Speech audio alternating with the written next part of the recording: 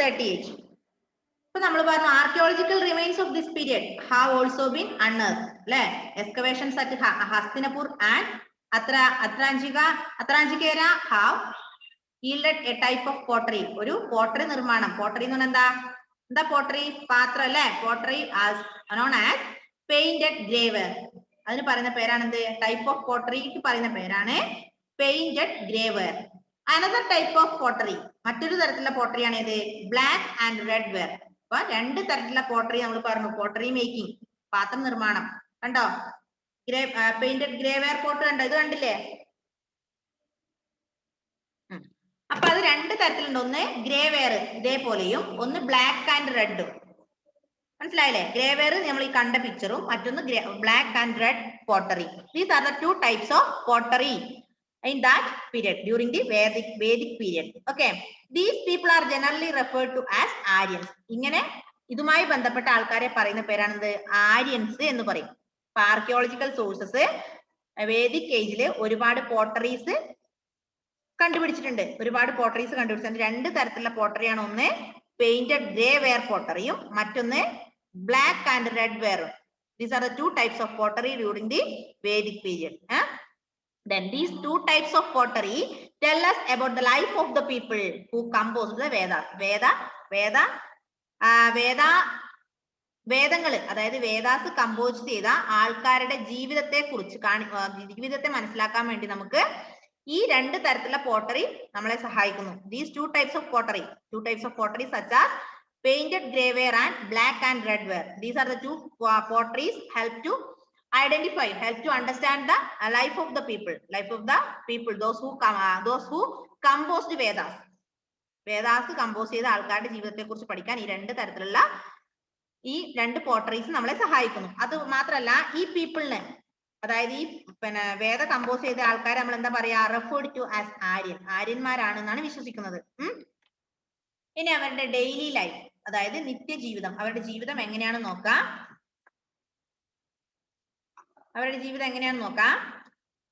Daily life of the people.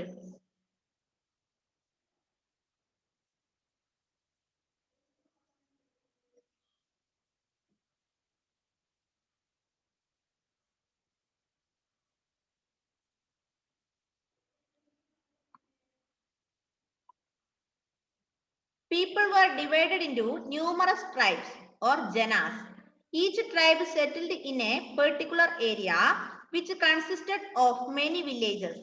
Each tribe had a king, Rajan, or a chief, who was selected for his bravery. These kings were not like the kings of later times. They did not have huge palaces or large armies. Their control was limited to a small area. അന്നത്തെ ആൾക്കാരുടെ ജീവിതം എന്താ? People were divided into numerous tribes. പീപ്പിളിനെ, ജനങ്ങളെ എന്തായി തരംതിരിച്ചിട്ടുണ്ട്? Tribes ആയി തരംതിരിച്ചിട്ടുണ്ട്, അല്ലെങ്കിൽ ജനങ്ങളായി തരംതിരിച്ചിട്ടുണ്ട് അല്ലെ. Janas or tribes. People were divided into numerous tribes or janas. Each tribe settled a particular area which consisted of many villages. ഓരോ ഗ്രൂപ്പും അല്ലെങ്കിൽ ഓരോ പെർട്ടിക്കുലർ ട്രൈബ് അല്ലെങ്കിൽ ഓരോ പെർട്ടിക്കുലർ ജനാസ് ഓരോ ഏരിയയിലാണ് താമസിക്കുക. മനസ്സിലായോ? Each tribe settled in a specific special or particular area. Then each tribe had a king. ഓരോ ട്രൈബിനും എന്തുണ്ട്? ഒരു രാജാവുണ്ട്. Each tribe had a king known as Rajan or chief. മനസ്സിലായോ? Who was elected for his bravery. അവരുടെ bravery അനുസരിച്ചാണ് അവരെ select ചെയ്യുക. ഒന്നുകൂടെ പറയാം. പീപ്പിൾ, അന്നത്തെ ജനങ്ങളുടെ ഡെയിലി ലൈഫ് എന്ന് പറയുന്നത് during the Vedic age people were divided into tribes. Or janas. Each tribe or each janas settled a particular area of that village. ആ വില്ലേജിലെ ഓരോ പ്രത്യേക സ്ഥലങ്ങളിലെ ഓരോ പെർട്ടിക്കുലർ ഏരിയാസിലാണ് ഈ ഓരോ ഗ്രൂപ്പും താമസിക്കുക. മാത്രല്ല each group or each tribe or each jana had one chief or one king, that is known as Rajan. ഓരോ ട്രൈബിനും ഓരോ ട്രൈബൽ ഗ്രൂപ്പിനും എന്തുണ്ടാവും? ഒരു രാജാവ് ഉണ്ടാവും. മനസ്സിലായില്ലേ? There were two assemblies, the Sabha and Samiti. The Sabha was an assembly of probably the elders and important people. The Samiti was a general assembly General Assembly, probably a gathering members of every family of the Jana. People attended these assemblies and discussed issues. എന്താ പറഞ്ഞേ? രണ്ട് തരത്തിലുള്ള assemblies ഉണ്ട്. നമ്മൾ പറഞ്ഞു ജനങ്ങളെ എന്തായി തിരിച്ചിട്ടുണ്ട്? People have divided into numerous janas, numerous tribes. Each tribe had one rajan, one chief or one king. Each tribal group settled a particular area of that village. അതുപോലെ തന്നെ there were two assemblies. അവിടെ രണ്ട് തരത്തിലുള്ള assemblies ഉണ്ടായിരുന്നു. There were two assemblies. How many assemblies? There were two assemblies. Which are the two assemblies? Sabha and Samiti. അസംബ്ലിയുടെ പേരെന്താ? രണ്ട് അസംബ്ലിയുടെ പേരെന്താ? സഭ ആൻഡ് സമിതി. അപ്പൊ അസംബ്ലി രണ്ട് അസംബ്ലിയായി തരംതിരിച്ചിട്ടുണ്ട്. ഒന്ന് സഭ എന്നും മറ്റൊന്ന് സമിതി എന്നും. എന്താ സഭ, എന്താ സമിതി? What is the difference between Sabha and Samiti? Listen. The Sabha and Samiti are the two assemblies. The Sabha was an assembly of probably the elders and important people. സഭ എങ്ങനെയാ? ഇമ്പോർട്ടന്റ് പീപ്പിളിന് മാത്രമാണ് സഭ. മനസ്സിലായോ? ഇമ്പോർട്ടന്റ് പീപ്പിളിന് വേണ്ടി മാത്രമാണ് എന്ത്? സഭ. നേരെ മറിച്ചോ? നേരെ മറിച്ച് സമിതി നേരെ തിരിച്ചാണ്. അതായത് ഇമ്പോർട്ടന്റ് പേഴ്സൺസിനും എൽഡേഴ്സിനും, വലിയ ആൾക്കാർക്കും ഇമ്പോർട്ടന്റ് പേഴ്സൺസിനും ആണ് സഭ. പക്ഷെ സമിതി എന്ന് പറഞ്ഞാലോ? സമിതി എന്ന് പറഞ്ഞാൽ ജനറൽ അസംബ്ലി ആണ്. സമിതി ഈസ് ജനറൽ അസംബ്ലി.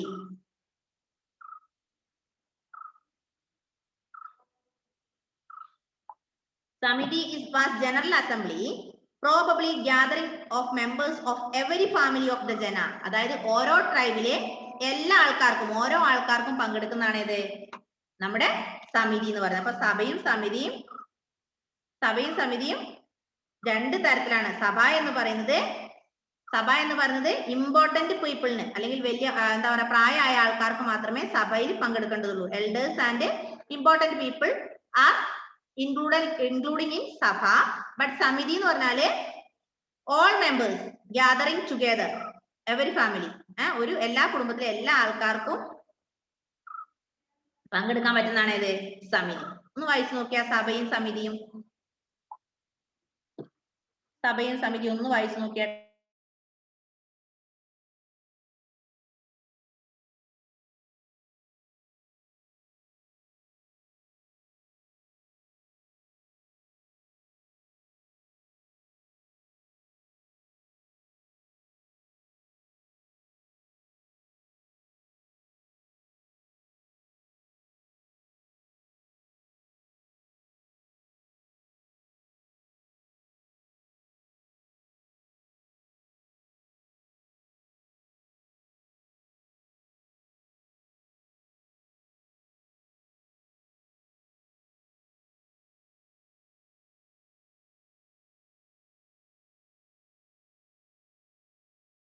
ആതിര വായിച്ചു നോക്ക്.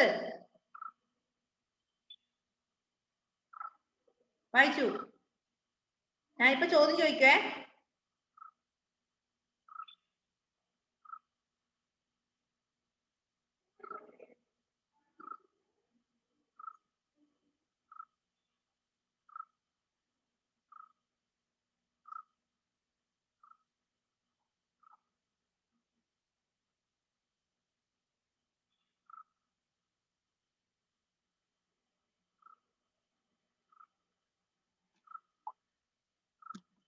ഓക്കെ, വായിച്ചില്ലേ? ഇപ്പൊ സഭ എന്താണ്, സമിതി എന്താണ്, ഏതൊക്കെയാണ് വേദങ്ങൾ എന്നൊക്കെ നമ്മൾ പഠിച്ചു.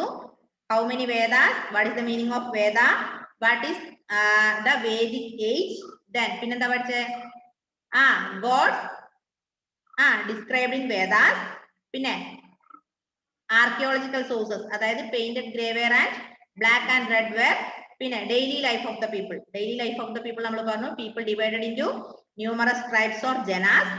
Then each tribe or each jana lived in a particular area of that village. Each tribal group have one chief or one king, that is known as Rajan. Pinne two assemblies are there. First one Sabha and second one is Samiti. Sabha is the assembly for elders and important people. Then Samiti is the another assembly for Samiti is the general assembly. General assembly, probably gathering of members of every family. എല്ലാ ഫാമിലിയിലെ ആൾക്കാർക്കും പങ്കെടുക്കാൻ പറ്റുന്ന general അസംബ്ലിയാണ് ഇത് സമിതി. മനസ്സിലായില്ലേ ഇത്രയും കാര്യങ്ങള് മക്കളെ? Next one, cattle and horses were very important to the people. We know this from the Rig Veda, which contains many hymns asking gods to bless people with cattle and horses. Each household had a number of cows. Dairy products such as butter and ghee were popular.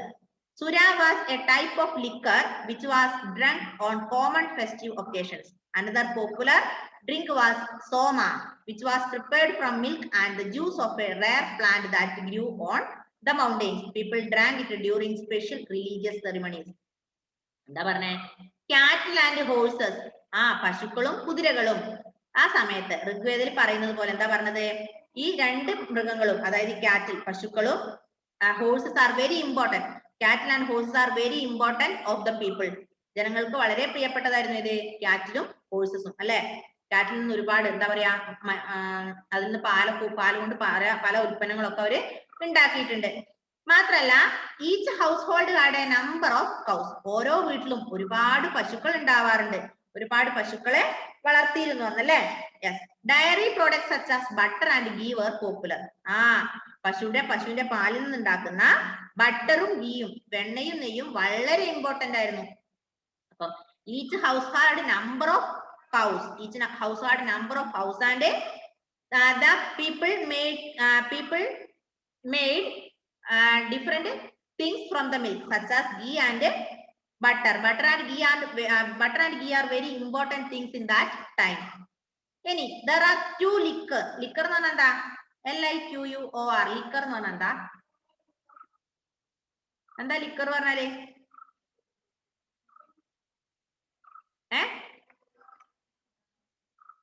എന്താ liquor പറഞ്ഞാല്? മദ്യം അല്ലെ? Liquor പറഞ്ഞ എന്താ? മദ്യം അല്ലെ? Sura was a type of liquor which was drunk on common festive occasion. അപ്പൊ സാധാരണ ഉത്സവ ഫെസ്റ്റീവ് ഒക്കേഷൻ സമയത്ത് അവർ കഴിക്കുന്ന ഡ്രിങ്ക് ചെയ്യുന്ന ഒരു ലിക്കറിന്റെ പേരാണ് ഇത് സുര. എന്താണ്? സുര അല്ലെ? സുര എന്ന് പറഞ്ഞ സുര is the name of a liquor. ഒരു തരത്തിലുള്ള ലിക്കർ ആണത്. അത് അവരെപ്പോഴാ കുടിക്കുക? They drunk on common festive occasion. സാധാരണ കോമൺ ഒക്കേഷൻ സമയത്ത് അല്ലെങ്കിൽ ഫെസ്റ്റീവ് ഒക്കേഷൻ സമയത്ത് അവർ കഴിക്കുന്ന ഒരു ലിക്കർ ആണേത്, ഡ്രിങ്ക് ആണേത് Sura. Another one is Soma. മറ്റൊന്നാണ് ഇത് സോമ. സോമ എന്ന് പറയുന്ന ലിക്കർ ഏതിൽ നിന്ന് ഉണ്ടാക്കാന്നറിയോ? Which was prepared from milk അല്ലെ? Soma is prepared from milk. പാലിൽ നിന്നാണ് ഉണ്ടാക്കുക. അല്ലെങ്കിൽ juice of a rare plant, അതായത് മൗണ്ടെയിൻസ് പർവ്വതങ്ങളിൽ കാണുന്ന അപൂർവമായി കാണുന്ന ഒരു പ്ലാന്റിൽ നിന്നുണ്ടാക്കുന്നത് അല്ലെങ്കിൽ പശുവിന്റെ പാലിൽ നിന്നുണ്ടാക്കുന്ന ഒരു ലിക്കർ ആണ് ഇത് സോമ. ഒന്നുകൂടെ പറയാം. Cattle and horses are very important during that period. Each house had a number of cows and horses. Then butter and milk are very important in that time. Sura is a type of liquor. It is drunk the people on the common festive occasion. Another liquor is soma. Soma is prepared from milk or prepared from a rare plant which can be seen on mountain. മൗണ്ടൈനിൽ കാണുന്ന ഒരു അപൂർവമായ ചെടിയിൽ നിന്ന് അല്ലെങ്കിൽ പശുവിന്റെ പാലിൽ നിന്ന് ഉണ്ടാക്കുന്ന മറ്റൊരു ലിക്കറാണ് ഇത് സോമ. മനസ്സിലായില്ലേ? ഇത് റിലീജിയസ്, അതായത് സോമ പറഞ്ഞ സാധനം, സോമ എന്ന് പറഞ്ഞ ലിക്കർ എപ്പോഴാ കഴിക്കുക? റിലീജിയസ് സെറിമണീസ് അല്ലെ? മതപരമായ ആചാരങ്ങളുടെ ദിവസമാണ് ഇത് കഴിക്കുക, സോമ കഴിക്കുക. നേരെ മറിച്ച് സുര എന്ന ലിക്കർ കഴിക്കുന്ന എപ്പോഴാണ്? കോമൺ ഫെസ്റ്റിവൽ, അതായത് പൊതുവായുള്ള പൊതു പരിപാടികളിലാണ് സുര എന്ന ലിക്കർ കഴിക്കുക. സോമ എന്ന ലിക്കർ കഴിക്കുന്നത് റിലീജിയസ് സെറിമണിയുടെ അന്നാണ്. ഹെവൻ എന്താണ് ചിരിക്കുന്നേ? എന്താ ക്ലാസ്സിലൊന്നും അല്ലേ? അതെയാ? ഓക്കെ.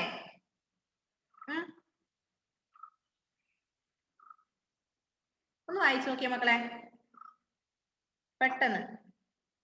ചെറിയ ലെസൺ ആണ്, പെട്ടെന്ന് വായിച്ചോ.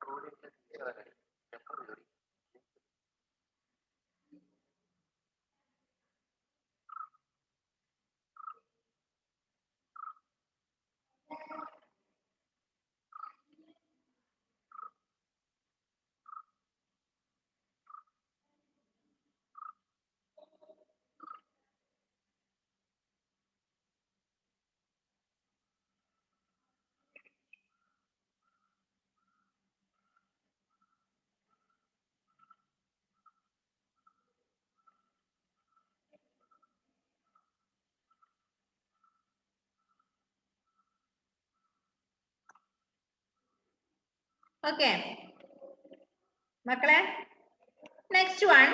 Horses were important because they were yoked to chariots that were used in battle. Most battles were fought for cattle, horses and land. എന്തിനാ കുതിരകളെ ഉപയോഗിക്കുക? കുതിരകള്, horses are very important because they were yoked to chariots. എന്തിനാ ഉപയോഗിക്കുക? ചാരിയറ്റ്സിലാണ് ഉപയോഗിക്കുക അല്ലെ? That were used in battle. അതായത് യുദ്ധത്തിന് ഉപയോഗിക്കുന്ന ചാരിയറ്റ്സിലാണ് ഇതിനെ ഉപയോഗിക്കുക? ഹോഴ്സിനെ ഉപയോഗിക്കുക. മാത്രമല്ല മോസ്റ്റ് ബാറ്റിൽസ്, കൂടുതൽ യുദ്ധങ്ങൾ എന്തിനു വേണ്ടിയാ? ഫോർ കാറ്റിൽ, പശുക്കളെ പിടിച്ചെടുക്കാൻ വേണ്ടി. ഹോഴ്സസ്, കുതിരകളെ പിടിച്ചെടുക്കാൻ വേണ്ടി. അല്ലെങ്കിൽ ലാൻഡ്, ഭൂമി പിടിച്ചെടുക്കാനും പശുക്കളെ പിടിച്ചെടുക്കാനും കുതിരകളെ പിടിച്ചെടുക്കാനൊക്കെ വേണ്ടിയാണ് അന്നത്തെ കാലത്ത് കൂടുതലും യുദ്ധം ഉണ്ടായിരുന്നത്. മനസ്സിലായോ? മോസ്റ്റ് ബാറ്റിൽ, അതായത് കൂടുതൽ യുദ്ധങ്ങളും ഉണ്ടായത് ഫോർട്ട് ഫോർ കാറ്റിൽ, പശുക്കൾക്ക് വേണ്ടി. അല്ലെങ്കിൽ ഫോർട്ട് ഫോർ ലാൻഡ്, ഭൂമിക്ക് വേണ്ടി. ഫോർട്ട് ഫോർ ഹോഴ്സസ്, കുതിരകൾക്ക് വേണ്ടിയൊക്കെയാണ് അന്ന് യുദ്ധം ഉണ്ടായിരുന്നത്. അപ്പൊ ഹോഴ്സിനെ കൂടുതലായി അവർ യൂസ് ചെയ്യുന്നത് ചാരിയറ്റ്സിൽ അല്ലെ? എന്താടാ കണ്ണ് വാഷ് ചെയ്തിട്ട് വന്നിട്ടായി.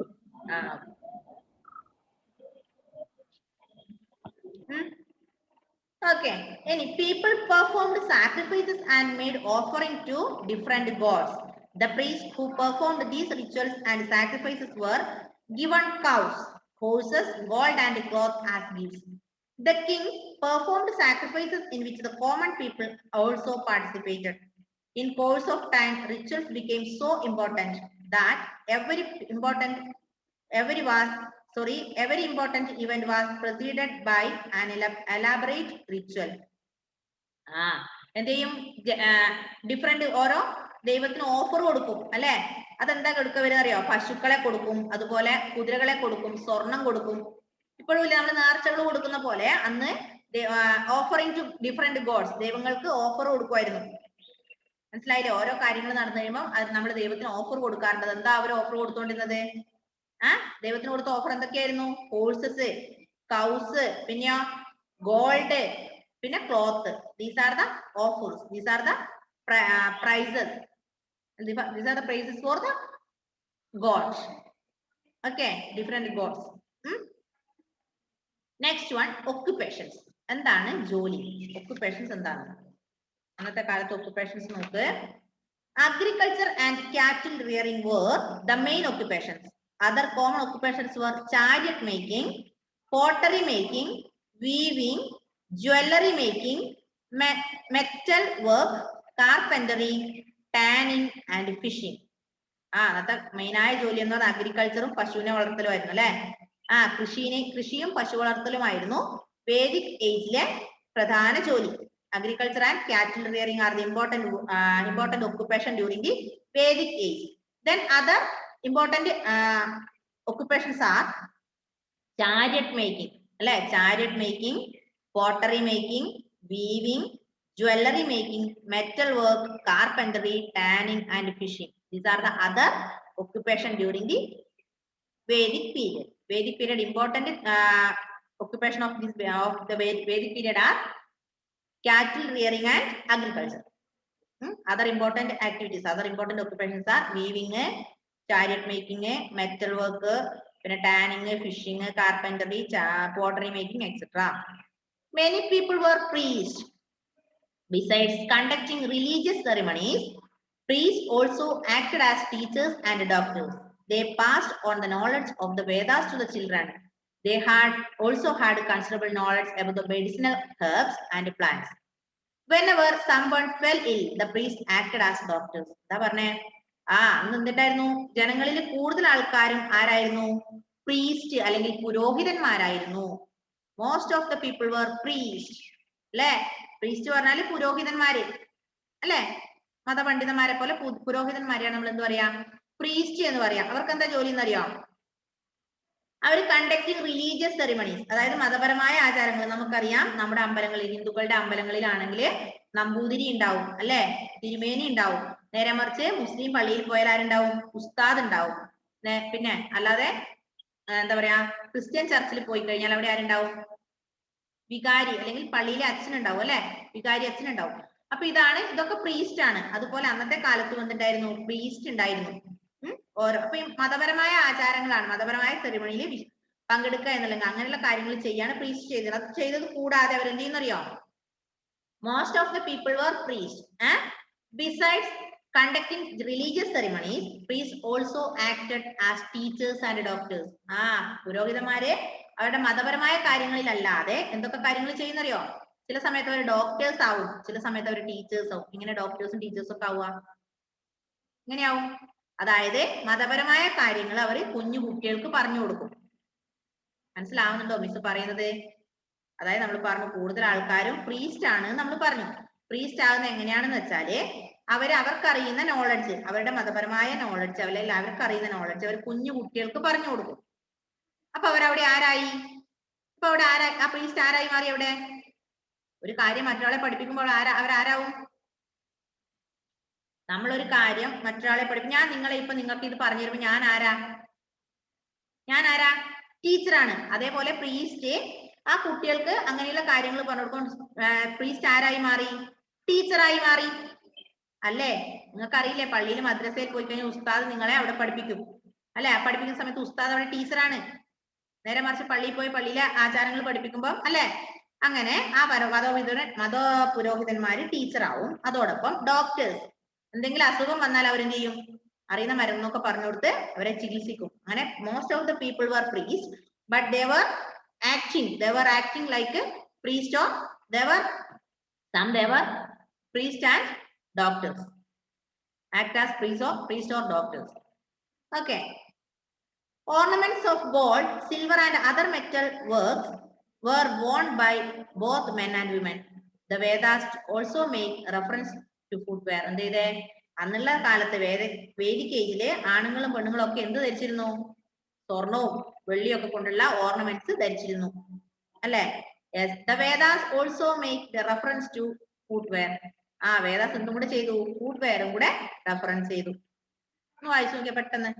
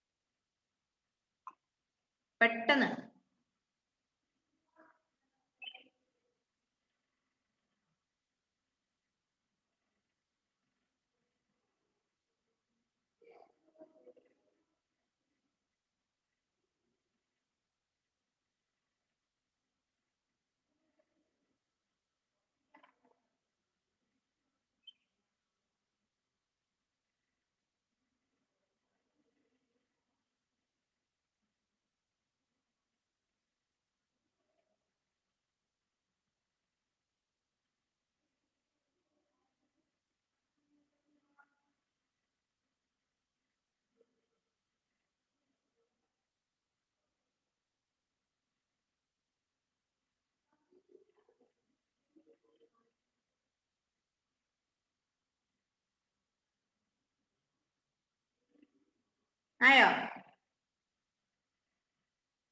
ഓക്കെ.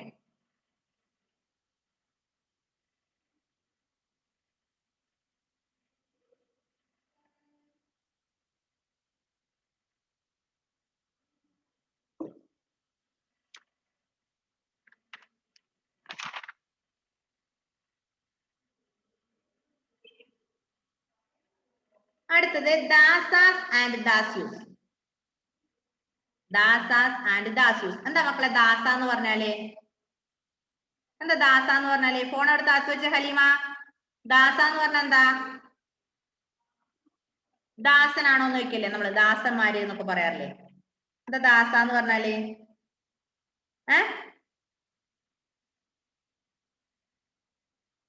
ദാസ എന്ന് പറഞ്ഞാല് നമ്മൾ പറയല്ലേ ഞാൻ നിന്റെ ദാസിയല്ല എന്നൊക്കെ പറയാറില്ലേ? അതെന്താ അങ്ങനെ പറഞ്ഞാല്? എന്താ അങ്ങനെ പറഞ്ഞാല്? എന്താ അതിലെ എന്ന് വെച്ചാ ഇങ്ങനെ എന്താ പറയാ, ഇങ്ങനെ ജോലി എടുക്കുന്ന അവരുടെ എന്താ ഹെവനെ ദാസ എന്ന് പറഞ്ഞാല്? അമ്മ ദേഷ്യം വരുമ്പോ പറയാറുണ്ടോ ഞാൻ നിങ്ങളെ ദാസനൊന്നും അല്ല ദാസിയല്ല എന്നൊക്കെ പറയാറുണ്ടോ? ഞാൻ നിങ്ങളുടെ വേലക്കാരിയോ വേലക്കാരനോ ഒന്നും അല്ല. അതന്നെ, ഞാൻ നിങ്ങളെ വേലക്കാരൻ വേലക്കാരിയൊന്നും അല്ല. അമ്മ പറയാറില്ലേ ഞാൻ എന്താണ് എന്ത് വേലക്കാരനാണോ ചോദിക്കാറില്ലേ? ഞാൻ ഇന്നലെ എന്റെ മോനോട് ചോദിച്ചായിരുന്നു. അവൻ കുളിക്കാൻ പോകുമ്പോൾ തോർത്തെടുക്കാതെ പോയി. അവൻ തോർത്തെടുക്കാതെ കുളിക്കാൻ കയറിയിട്ട് അവിടുന്ന് കുളിയെല്ലാം കഴിഞ്ഞ് എന്നെ വിളിക്കുന്നുണ്ട്, അമ്മയെന്ന് വിളിച്ചു. ചോദിച്ചാൽ എന്താടാ? അമ്മയെ തോർത്ത് കൊണ്ട് തന്നെ. അപ്പൊ ഞാൻ അവനോട് ചോദിച്ചു നിനക്ക് തോർത്തെടുത്തിട്ട് പോയിക്കോളൂ, ഞാൻ നിന്റെ വേലക്കാരിയാണോ? ഞാൻ ചോദിക്കാറുണ്ട്. നിങ്ങളോട് ചോദിക്കാറുണ്ടോ? അമ്മ അച്ഛനും ചോദിക്കാറുണ്ടോ? ഉണ്ടല്ലേ, ഓക്കെ. അപ്പൊ ഞാൻ വിചാരിച്ചു ഞാൻ മാത്രമേ ചോദിക്കുന്ന ആളുള്ളൂ എന്ന് വെച്ചാൽ അങ്ങനെ ചോദിച്ചത്. ഞാൻ ചോദിക്കാറുണ്ട്. ഞാൻ അവനോട് ചോദിച്ചു ഞാൻ നിന്റെ വേലക്കാരിയൊന്നും അല്ല എന്ന് പറഞ്ഞു, എടുത്തിട്ട് പോണെന്ന്. ഇപ്പൊ ദാസ നോക്ക്, besides the Aryans there was another group of people whom the Aryans called the dasas or dasyus. ആര്യന്മാരെ കൂടാതെ ദാസന്മാരും ദാസ്യൂസും ഉണ്ടായിരുന്നു. their culture was different from that of Aryans. ഇപ്പൊ ദാസന്മാരുടെ അല്ലെങ്കിൽ ദാസികളുടെ ജോലി എന്ന് പറയുന്നത്, കൾച്ചർ എന്ന് പറയുന്നത് ആര്യന്മാരിൽ നിന്നും വളരെ വ്യത്യാസമാണ്. Dasas and Dasyus culture of dasas and dasyus are entirely different from Aryans. They also spoke a different language. അവരെന്താ വേറെ തന്നെ ഒരു ലാംഗ്വേജ് ആണ് സംസാരിച്ചിരുന്നത്. Most of the dasas were perhaps enslaved and the two terms dasa later came to mean slave. Most dasas had to do work, whatever work was given to them by their masters. ആര്യന്മാരിൽ നിന്നും തികച്ചും വ്യത്യസ്തമാണ് ആര്? ദാസന്മാർ അല്ലെങ്കിൽ ദാസീസ്. മനസ്സിലായോ? Dasas and Dasyus are entirely different from that of Aryans അല്ലെ? Master എന്ത് ജോലി കൊടുക്കുന്നു അല്ലെങ്കിൽ ഉടമ അല്ലെങ്കിൽ നമ്മുടെ ഓണർ എന്ത് ജോലി കൊടുക്കുന്നു അത് ആര് ചെയ്യുമായിരുന്നു? ദാസന്മാർ അല്ലെങ്കിൽ ദാസികൾ ചെയ്യുമായിരുന്നു. ഇന്ന് ജോലി എന്നൊന്നുമില്ല. ഓണർ അതിന്റെ നമ്മുടെ ഓണർ എന്ത് ജോലിയാണ് പറഞ്ഞത് അത് ചെയ്യുന്ന പറഞ്ഞാൽ അവരത് ചെയ്യും. ഇപ്പൊ എന്ത് ജോലി whatever do they, whatever work was given to the master, given to them by the master, they will do that. Okay, മനസ്സിലായില്ലേ? അപ്പൊ ദാസാസും ദാസ്യൂസും ആരിൽ നിന്ന് വ്യത്യാസമായിരുന്നു? ആര്യന്മാരിൽ നിന്ന് വ്യത്യാസപ്പെട്ടിരിക്കുന്നവരായിരുന്നു. ഓക്കെ, നമ്മുടെ ടൈം കഴിയാനായി. ഇനി അടുത്തത് പേജ് നമ്പർ 40 ആണ് കേട്ടോ, അടുത്ത ക്ലാസ്സിൽ. എന്തെങ്കിലും സംശയം ഉണ്ടോ മക്കളെ? സംശയം ഉണ്ടോ? ഇല്ല. അപ്പൊ വായിച്ചു നോക്കണേ, ഒരുപാട് ടൈം വായിച്ചു നോക്കാം. Okay, bye bye.